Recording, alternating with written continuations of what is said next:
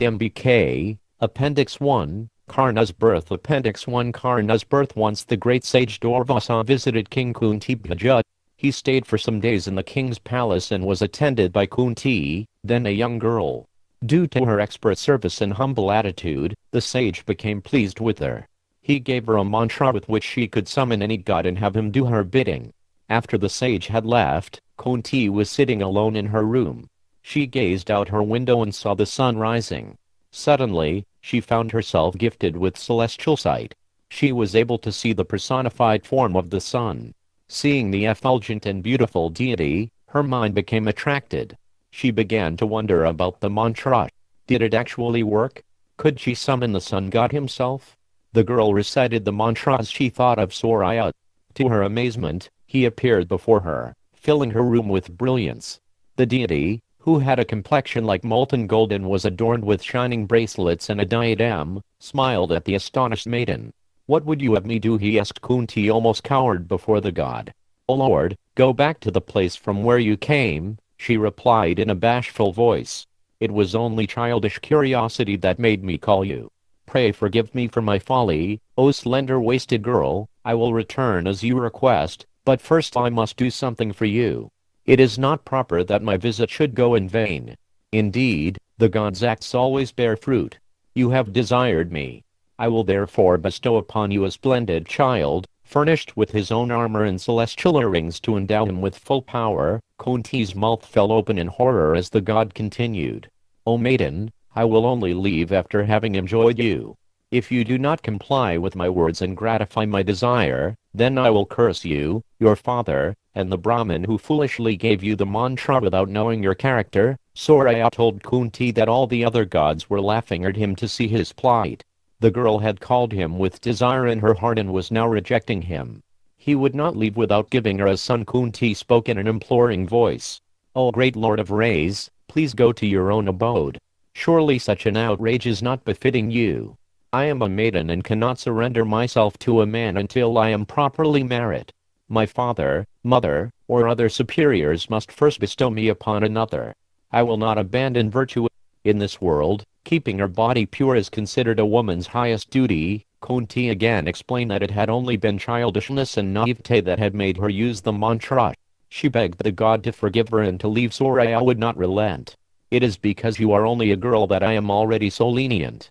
Where others might have been punished for insulting me so, I am instead offering you the boon of a powerful child like myself. If I go without enjoying you, I will be the object of ridicule among the celestials.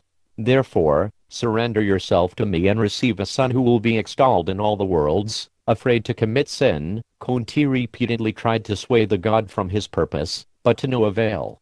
He remained unmoved. Finally she said, "O Lord of the world, how will I be saved from sin and the world's censure? How will the reputation of my house be protected? It seems that my surrendering to you is an act condemned by Scripture.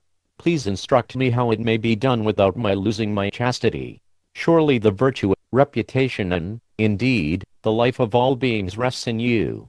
Tell me how your proposal may be consistent with virtue." Surya assured her that there would be no sin in her having intercourse with him.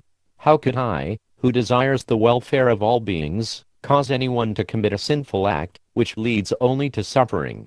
Do not fear. Even after uniting with me, you will remain a virgin. O fair-complexioned girl, you need have no doubt." Assured and seeing that she had no choice, Kunti assented to the god's request. He at once entered her by his yogic power and, overwhelmed by his energy, she fell senseless to her bed. The god then departed. 10 months later, Kunti gave birth to a son as beautiful as a celestial.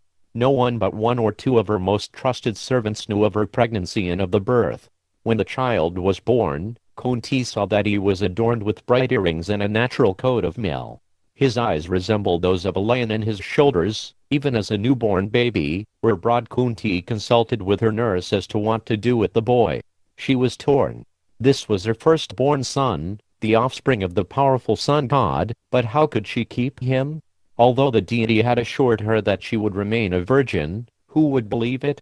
How could it ever be acceptable for a maiden to have a child? Who would accept her as a wife if she had already given birth? Kunti finally concluded that the baby had to be cast away. He was the great Surya's son. Surely Surya would protect him. Kunti also prayed to Vishnu for the boy's welfare. Then, along with her nurse, she took the child in a large wicker basket to the bank of the Ganges. She sat on the river bank gazing at the baby for some time. Tears fell from her eyes and she cried out in pain as she contemplated losing the child. Her anguished voice carried across the water. "O my son, may all the creatures inhabiting the earth, heavens and waters protect you.